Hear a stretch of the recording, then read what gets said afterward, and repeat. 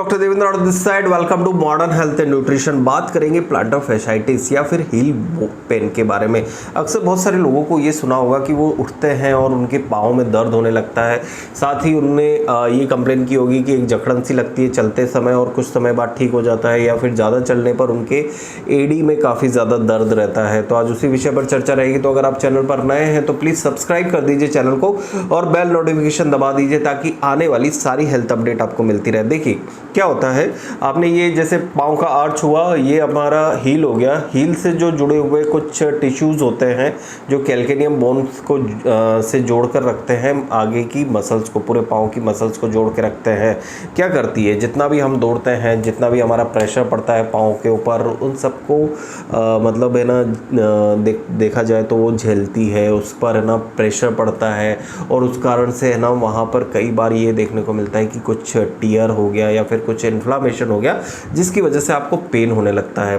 कई बार आपने ये सुना होगा कि पाँव की हड्डी बढ़ गई। जो कैल्केनियम बोन होती है जो खींचती है, कई बार क्या होता है जैसे जो फेशिया रहता है, कई बार बोलते हैं ना कि रिजिड हो जाते हैं एक तरह से, बहुत ज़्यादा एक उनमें स्टिफनेस आ जाती है। स्टिफनेस आने की वजह से वो कैल्केनियम बोन पर है ना प्रेशर डालते हैं, जिससे कैल्केनियम बोन बढ़ जाती है, जिसकी वजह से भी पेन होता है। तो कई बार आपने सुना होगा कि एडी में कोई इंजेक्शन लगवा के आया, मेडिकेशन उसके अकॉर्डिंग दी गई, ठीक है। तो ये एक मेजर रीज़न होता है पर्टिकुलर, अगर हम देखा जाए कि ये प्लांटर फैसाइटिस, इसमें इन्फेक्शन हो गया या फिर इन्फ्लामेशन हो गया, उसे हम प्लांटर फैसाइटिस बोलते हैं। और उसका जो पेन होता है काफ़ी ज़्यादा स्टैबिंग टाइप, मतलब ऐसा चुभन वाला पेन होता है और लोग चलने में कंप्लेन करते हैं कि उन्हें चलने में काफ़ी ज़्यादा दिक्कत आती है, ठीक है। तो अब इसके रिस्क फैक्टर के बारे में जान लेते हैं कि किन लोगों को ज़्यादा हो सकता है। एज के बारे में बात करें तो 30 to 50 ईयर्स ऑफ एज में कभी भी हो सकता है।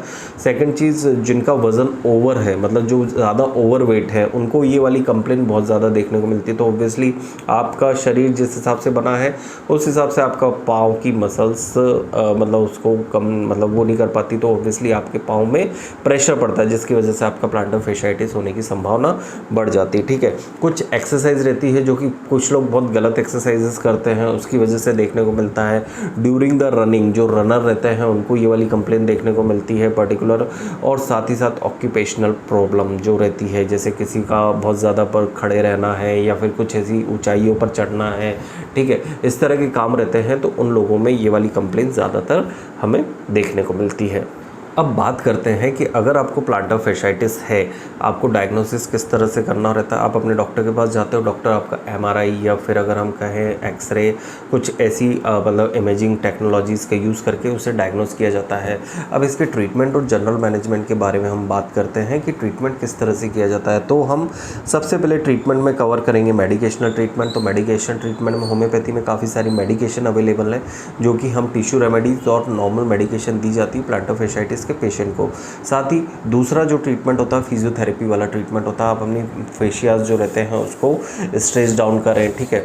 और साथ ही अगर हम बात करें उनको मतलब एक स्टिफनेस को कम करने के लिए जो एक्सरसाइज होती है, उसकी इलास्टिसिटी बढ़ाने के लिए एक्सरसाइज होती है, वो पर्टिकुलर करना पड़ती है।